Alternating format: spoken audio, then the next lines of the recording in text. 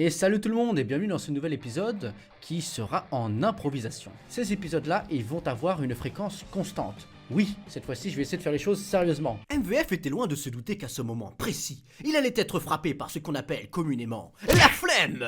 Maladie très répandue chez les youtubeurs, on ne compte plus les disparitions tragiques. Diablux 9, Antoine Daniel, salut les geeks, et bien sûr, Morsay. Tu nous manqueras, Momo. Cliquez, bande de salopes. Bref, salut tout le monde, on reprend les analyses. Cette fois-ci, on va vraiment être régulier. Mytho. Comment ça, mytho? Connard. Non, va vraiment y avoir un épisode chaque vendredi à 17h précise toutes les 2 semaines. J'ai bien envie de vous proposer de vous abonner, parce que cette fois-ci, c'est du sérieux. J'ai déjà 4 épisodes d'avance, donc il y a déjà 2 mois d'analyse de prévu. Et oui. Allez, c'est parti pour le premier épisode.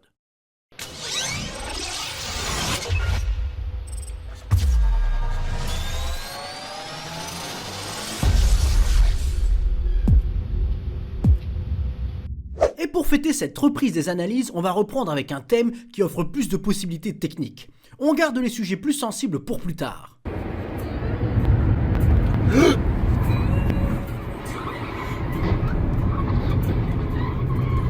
Okay, we're stopping.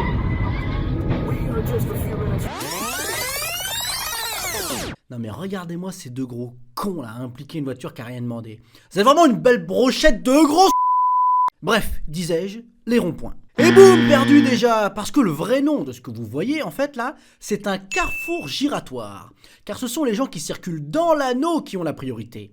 Un rond-point, un vrai, c'est quand ce sont ceux qui pénètrent dans l'anneau qui ont la priorité. Exemple, la place Charles de Gaulle, autour de l'Arc de Triomphe, qu'on appelle aussi carrefour de l'Étoile, alors que c'est un rond-point.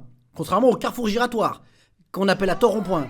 Bref, c'était pour ta culture G en fait. On bat les couilles, frère. Parce qu'on va continuer à appeler ça des ronds-points, sinon je sens qu'on va en perdre la moitié. Pour nous autres motards, c'est une structure routière particulièrement importante, car elle amplifie les défauts inhérents à notre moyen de locomotion. Non, j'ai pas bien pigé, Lou. En gros, en moto de base, on est invisible. Toujours pas pigé. On prend cher quand on tombe. On glisse facilement. Ah, ça va, j'ai compris. J'ai pigé. Ah, merde, je pige plus. Bah dans un rond-point, c'est encore pire. Donc, c'est de la merde. Passons aux accidents, tu verras par toi-même. Ah, c'est parti.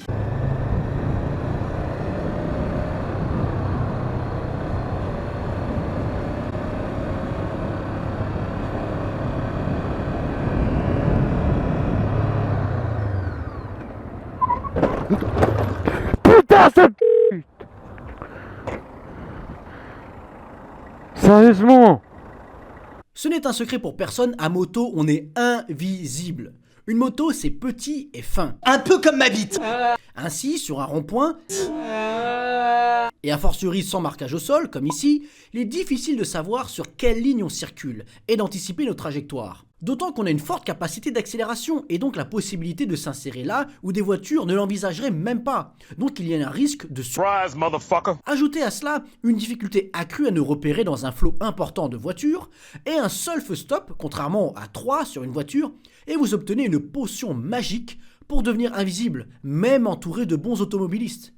Or ici, on a de toute évidence affaire à un mauvais conducteur, qui anticipe mal l'arrivée de la moto, et est plus occupé à conduire à une main genre kéké des plages, plutôt qu'à regarder devant lui. Mais ça malheureusement c'est notre quotidien à moto.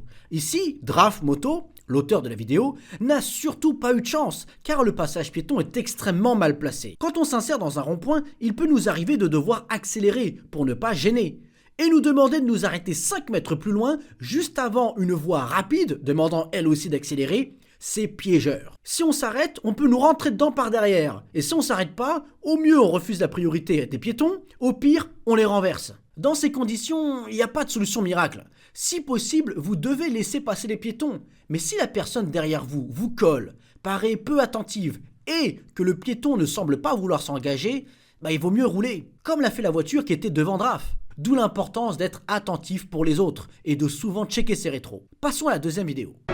It's a trap!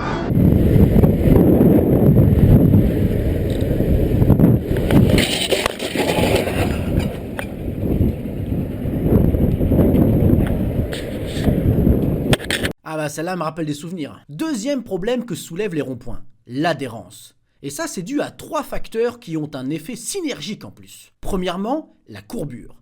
Un rond-point, c'est rond. Oui, merci. Abonne-toi. Mais concrètement, ça change quoi? Étant à moto, ça nous oblige à nous pencher. Or, plus l'on penche, et moins la bande de pneus en contact avec la route est large. Ça nous rend beaucoup plus susceptibles de glisser.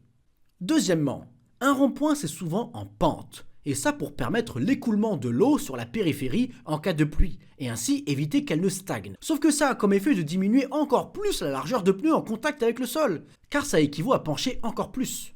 Et enfin, troisièmement, un rond-point c'est dégueulasse. La force centrifuge renverse parfois le contenu des camions. Donc dites bonjour au gravier, au sable, au béton renversé qui a séché et rendu irrégulière la route, et bonjour aussi aux taches d'huile, traces de gomme et autres impuretés. C'est pour ça que je les prends toujours à 2 à l'heure, pour avoir à pencher le moins possible. Pied droit à l'affût sur le frein arrière, pied gauche au sol pour sentir l'adhérence et prendre appui. Le regard bien au loin pour rester droit, et je me méfie comme de la peste des autres. Mais de toute évidence, certains ne sont pas aussi prudents. Et croyez-le ou non, il me reste encore beaucoup de choses à dire sur les ronds-points. Mais ce sera pour un prochain épisode. On y abordera d'ailleurs ce fameux placement. Donc abonne-toi pour ne pas louper les prochains épisodes, et mets un like si ça t'a plu. Un grand V à tous, à dans 2 semaines. Ciao.